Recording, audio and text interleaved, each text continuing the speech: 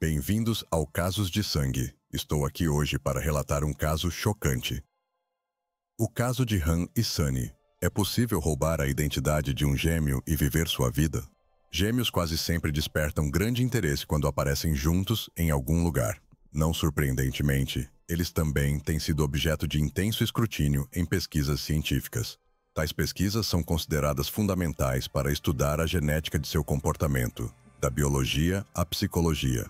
Muitos gêmeos afirmam sentir o estado de humor e, às vezes, até a dor física de seu irmão ou irmã, mesmo quando estão longe. Às vezes, eles até repetem o destino um do outro.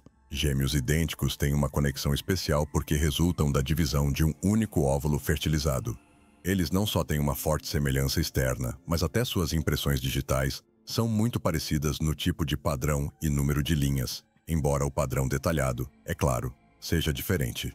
A história das gêmeas Sunny e Dina Han parece um roteiro para um thriller ou até mesmo um filme de terror, exceto pelo fato de ter acontecido na vida real. As meninas foram separadas na primeira infância e mais tarde se reuniram, mas em vez de alegria, foram tomadas por um estranho sentimento que se transformou em inveja e rivalidade constante em tudo.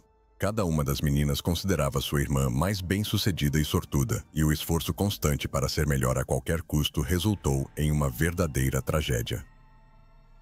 As gêmeas Han. Um início turbulento. Em 30 de abril de 1974, em uma família simples que vivia em uma das províncias da Coreia do Sul, nasceram filhas gêmeas que receberam os nomes de Sunny e Jena.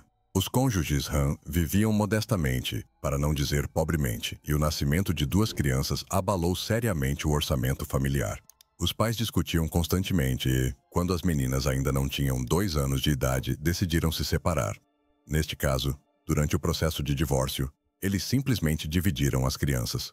O pai levou Jena e foi para uma cidade vizinha, e a mãe com Sunny permaneceu em sua província natal. Os ex-cônjuges não se comunicaram por quase 4 anos, e durante todo esse tempo, as irmãs também não se viram. Separação e infância difícil.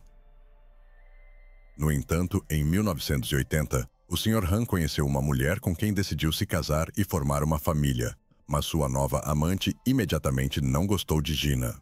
A mulher colocou a questão no limite e forçou o homem a devolver a criança à sua mãe, concordando em se tornar sua esposa apenas neste caso. No outono do mesmo ano, ele trouxe a menina para sua ex-esposa e simplesmente a deixou lá sem explicações e sem nem mesmo prestar atenção à situação da casa. Então ele partiu e nunca mais se interessou pelo destino de seus filhos, nem os ajudou financeiramente. A mãe das meninas, naquela época, tinha sérios problemas com álcool, não tinha emprego estável e era viciada em jogos de azar, o que a fazia incorrer em enormes dívidas. A mulher podia ficar fora de casa por dias, deixando suas filhas sozinhas com um pacote de alimentos baratos ou até mesmo sem comida alguma. Elas passavam fome, tinham medo e pareciam não ter mais ninguém no mundo além uma da outra. No entanto, o relacionamento entre as irmãs estava se deteriorando rapidamente. Elas começaram a brigar por literalmente tudo e competiam constantemente pela atenção de sua mãe. Frequentemente, suas discussões terminavam em brigas ferozes, com hematomas, arranhões e mechas de cabelo arrancadas. A mãe nunca separava suas filhas ou tentava reconciliá-las. Como ela mesma disse em uma entrevista muitos anos depois, brigas entre irmãos eram consideradas normais na Coreia. Então ela não intervinha. Nova vida nos Estados Unidos. No início dos anos 1980, a Sra. Han, incapaz de pagar suas crescentes dívidas e temendo por sua vida e pela segurança de suas meninas, decidiu fugir do país para o outro lado do oceano para escapar dos credores e tentar um novo começo. A mulher queria ir para o estado da Califórnia, que ela só tinha visto em fotos e revistas.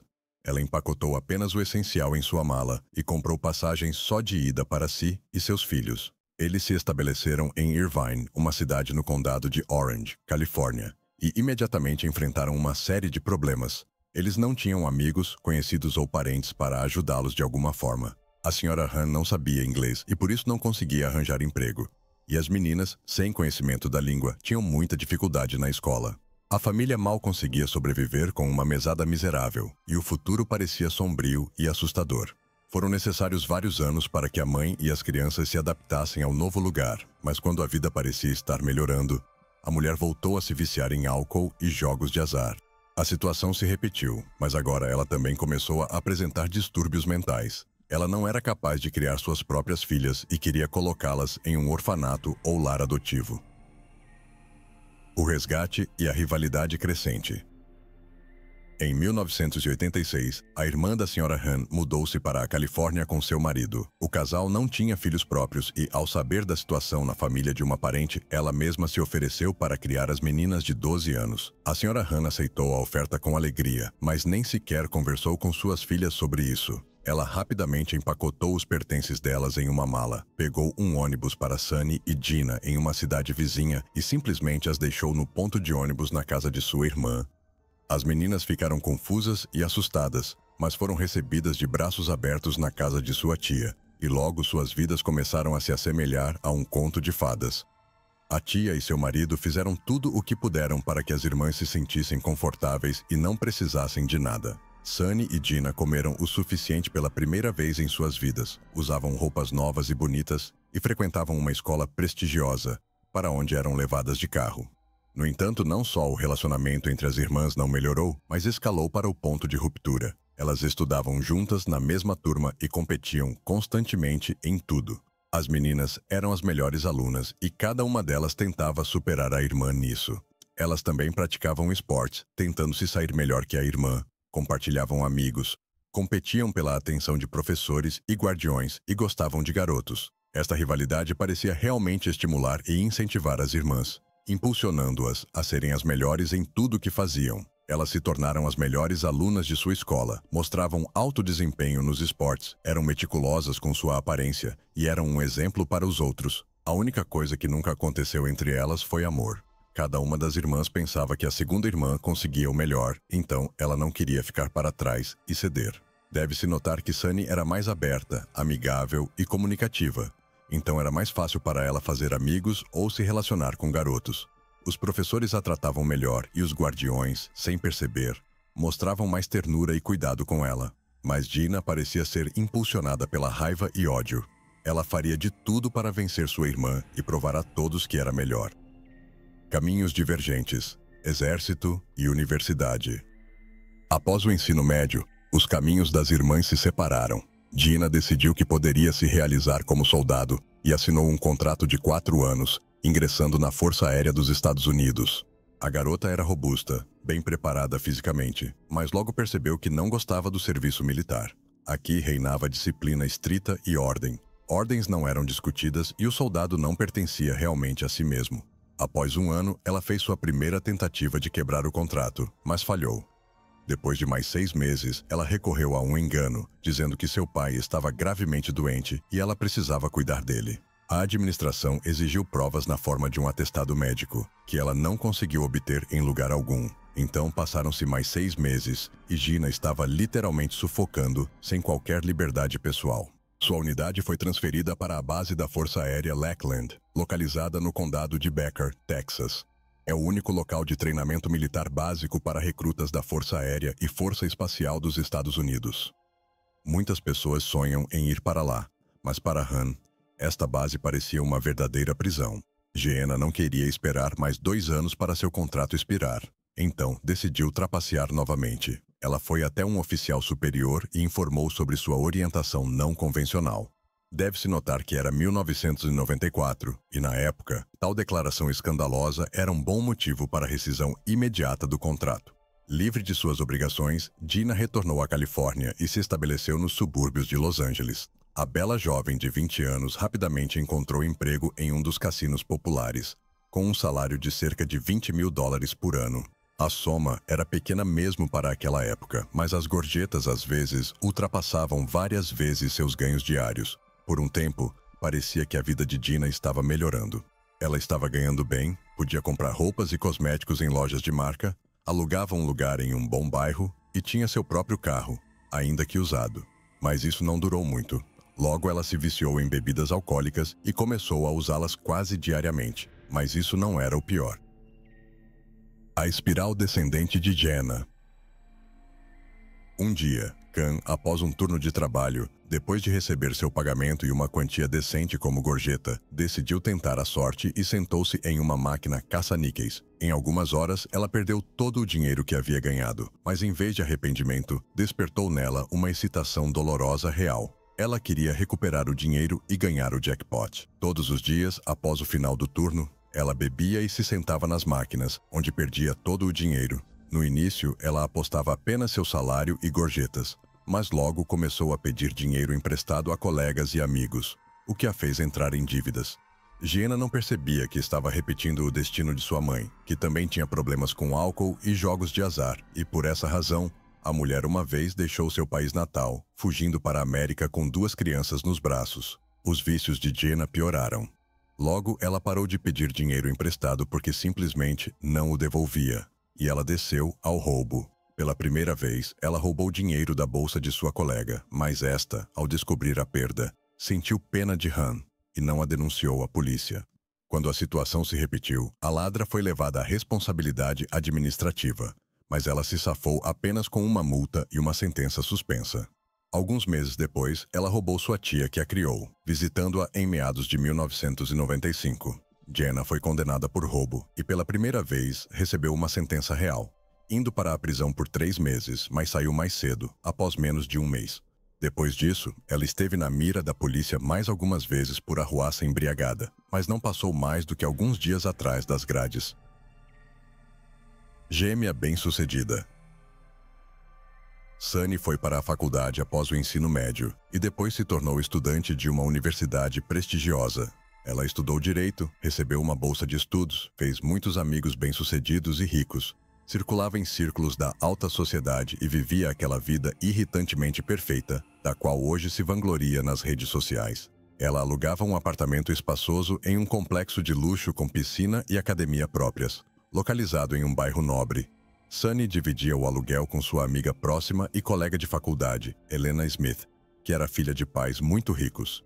Han tinha seu próprio BMW branco caro e estava namorando um jovem bonito e promissor de uma família inteligente, que estudava na faculdade de medicina e sonhava em fazer carreira como cirurgião. Parecia que ela era o completo oposto de sua irmã. Alcançou tudo o que sonhava e uma vida longa e feliz estava à sua frente. Sunny quase não se lembrava de sua irmã gêmea. Elas não se viam e não se comunicavam desde a formatura do ensino médio. Ela sabia pelas palavras de sua tia que Gina já havia estado na prisão algumas vezes por roubo, tinha problemas com álcool e entrava em dívidas por causa do jogo. A garota estava muito ocupada com seus estudos, relacionamentos e construindo sua vida perfeita. Ela não tentou encontrar sua irmã, contatá-la de alguma forma e oferecer ajuda. No entanto, no início de 1996, Gina inesperadamente entrou em contato com sua irmã e pediu ajuda. O reencontro fatal. Em abril de 1996, Gina ligou para Sunny e pediu para vê-la. As irmãs se viram pela primeira vez em 4 anos, mas não sentiram nenhuma alegria por isso. Elas se sentaram uma em frente à outra em um café, e as pessoas ao redor não tiravam os olhos delas, porque parecia que uma pessoa estava sentada em frente a um espelho. Gina se queixou à sua irmã de que estava em sérios problemas e não sabia o que fazer. Gina estava desempregada, mas com muitas dívidas. Ela não tinha onde morar e ninguém a quem recorrer. Sunny ouviu atentamente sua irmã e genuinamente sentiu pena dela. Ela sugeriu que Gina ficasse em seu apartamento por enquanto, sem nem mesmo consultar Helena. No mesmo dia, Gina se mudou para o apartamento de sua irmã com apenas uma bolsa e seus pertences. É claro que Gina tinha ouvido que Sunny não era pobre, mas ela não esperava ver um apartamento tão luxuoso e aconchegante em um confortável complexo residencial, onde havia tudo o que se poderia sonhar. Naturalmente, Gina não pagava pelo apartamento e por mais de um mês ela simplesmente viveu às custas de sua irmã. A cada dia, ela era cada vez mais consumida pela inveja e ódio. Ela constantemente pensava em como sua vida poderia ter sido, como sua irmã era melhor que ela. Nessa época, Gina teve um pensamento aparentemente louco. Afinal, ela e Sunny eram idênticas na aparência e ninguém além de sua mãe e tia jamais as distinguia. Gina se perguntou e se a gêmea simplesmente desaparecesse e ela pudesse viver sua vida perfeita?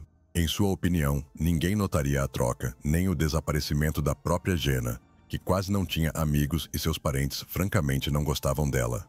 Logo, tais pensamentos se transformaram em uma obsessão. Gradualmente, um plano insidioso amadureceu na mente de Gina. Ela observava cuidadosamente com quem sua irmã se comunicava, onde ia, como falava e se vestia. Copiava exatamente seu cabelo, maquiagem e comportamento. Gina tentava socializar com os amigos de sua irmã o máximo possível para aprender mais sobre eles, para que não percebessem a troca. As irmãs ainda não encontravam um terreno comum e brigavam constantemente. Como principal argumento, Sunny ameaçava expulsar sua irmã toda vez, mas como ela não tinha para onde ir, ela apenas desistia e guardava seu ódio. O plano macabro. Em 18 de agosto de 1996, após outro escândalo, Gina havia bebido e, enquanto sua irmã e uma vizinha saíram, ela vasculhou o apartamento e, pegando todo o dinheiro encontrado, foi para o cassino. Quando Sunny e Helena voltaram para casa, encontraram o lugar uma bagunça e notaram o sumiço do dinheiro. Elas imediatamente perceberam o que havia acontecido e foram à polícia, pois não podiam mais tolerar as travessuras de Jenna. A garota foi presa na mesma noite, direto no cassino. Ela foi considerada culpada e enviada para a prisão por 6 meses, mas após 2 meses as condições de sua prisão foram relaxadas e a condenada podia deixar a prisão por 6 horas por dia para ir trabalhar, mas tinha que retornar à prisão à noite. Ela cumpriu por 2 semanas e então decidiu escapar para completar seu plano. Uma vez livre, Gina pegou carona de volta para o condado de Orange. Ela não era uma criminosa perigosa, então a busca por ela não era em tempo integral. Como Gina não tinha dinheiro, ela foi forçada a passar a noite em um abrigo para sem-teto em um bairro muito desfavorecido. Ela queria matar sua irmã o mais rápido possível e tomar seu lugar, mas não podia fazer isso sozinha. E era impossível contratar um assassino de aluguel a crédito. Então, Gina recrutou 2 adolescentes locais que ela conheceu no mesmo bairro problemático. Eles eram Archie Bryant e seu amigo John Sayarat. A garota prometeu pagar a cada um deles $100 em caso de sucesso. Os rapazes se prepararam minuciosamente para o crime. Compraram corda, fita adesiva e até conseguiram uma arma em algum lugar, que, no entanto, não estava carregada, mas poderia ser usada para intimidação. Em 15 de novembro de 1996, Jenna, tendo pegado dinheiro emprestado de conhecidos, alugou um Ford Mustang usado, no qual ela e seus cúmplices deveriam ir à casa de sua irmã. Tudo deveria acontecer na quarta-feira, 20 de novembro, à tarde, quando Sunny, segundo os cálculos de sua irmã, definitivamente estaria em casa sozinha. Para fazer um reconhecimento e ter certeza disso, os invasores compraram um pacote de revistas para que John, disfarçado de vendedor, pudesse olhar dentro do apartamento e verificar quem estava lá. O plano parecia perfeito. Os papéis foram escritos e cada um do trio criminoso sabia o que tinha que fazer. Mas de repente tudo deu errado, diferente do que haviam planejado originalmente. A tentativa de assassinato. No dia marcado, por volta do meio-dia, um Mustang parou no complexo de apartamentos onde Sunny morava e 2 rapazes saíram. Archie ficou discretamente de lado, enquanto John foi com as revistas até o apartamento da vítima. Ele bateu e a porta foi aberta por Sunny, que não se incomodou em abrir, e dizendo que não queria nada, simplesmente fechou a porta na cara dele. John voltou para seus cúmplices, contou tudo a eles e eles discutiram os detalhes do plano mais uma vez. De alguma forma, ninguém tinha dúvidas de que a garota poderia não estar sozinha em casa, apenas porque ela tinha aberto a porta sem chamar ninguém. Tendo terminado de discutir os detalhes, os jovens pegaram a corda, a fita adesiva e a arma do carro e voltaram para o apartamento por volta das 13 horas.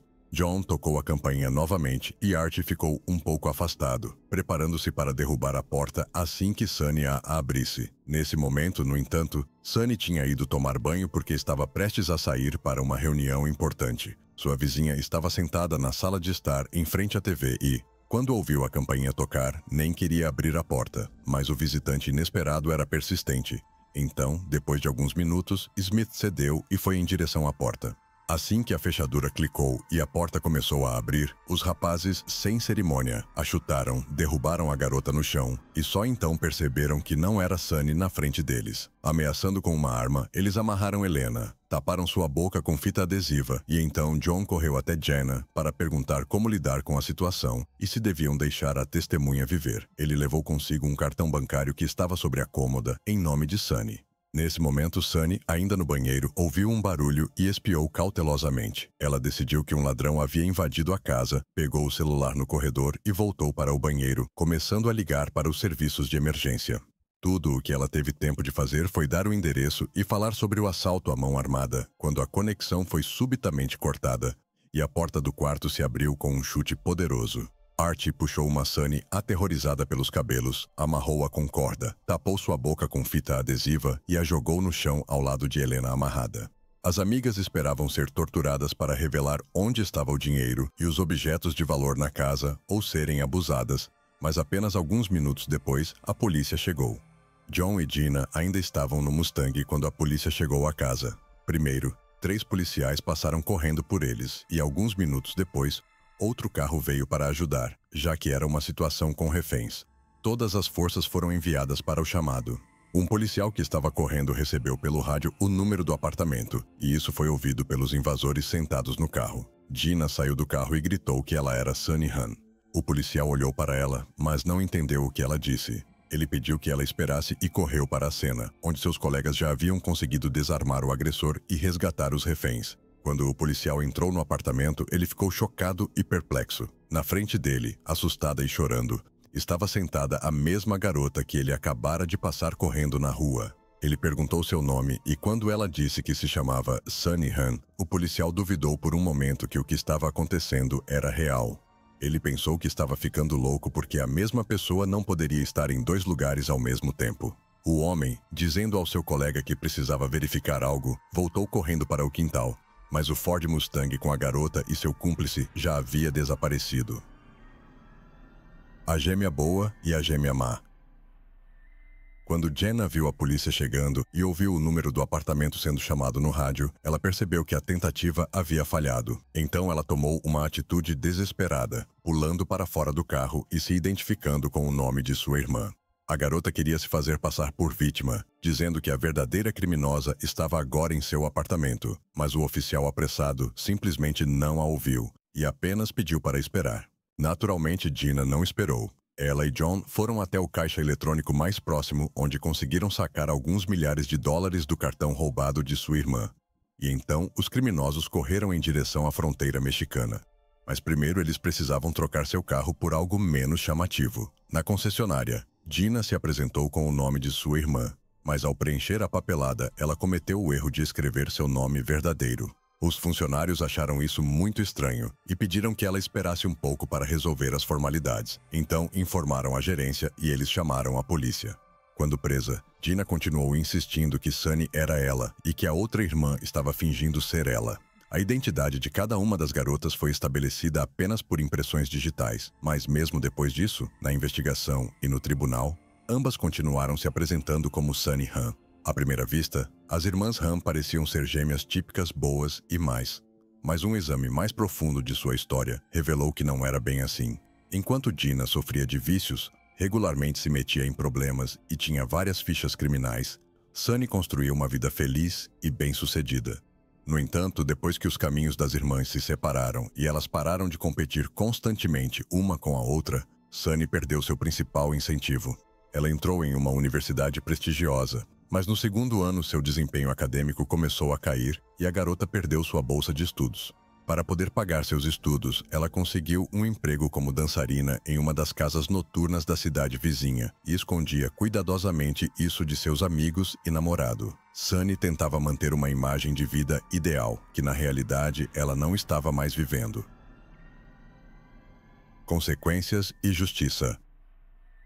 Gina e seus cúmplices menores de idade foram acusados de conspiração para assassinar Sunny Han. A garota também foi acusada de tentar assumir a identidade de sua irmã gêmea, com cujo nome ela se apresentou mesmo durante a audiência. Em geral, assistir ao processo era curioso e assustador ao mesmo tempo, porque as irmãs, estando na mesma onda emocional, começavam a chorar simultaneamente, experimentavam ataques de pânico e em uma das sessões perderam a consciência simultaneamente. Gina afirmou que não tinha intenção de matar sua irmã, mas apenas queria tirar seus pertences do apartamento. Archie e John deveriam ajudá-la nisso, mas os rapazes decidiram brincar de gangsters e assustar Sunny e sua vizinha. Os réus apontaram que a arma não estava carregada, então nenhum dano real teria sido feito às garotas em 20 de novembro.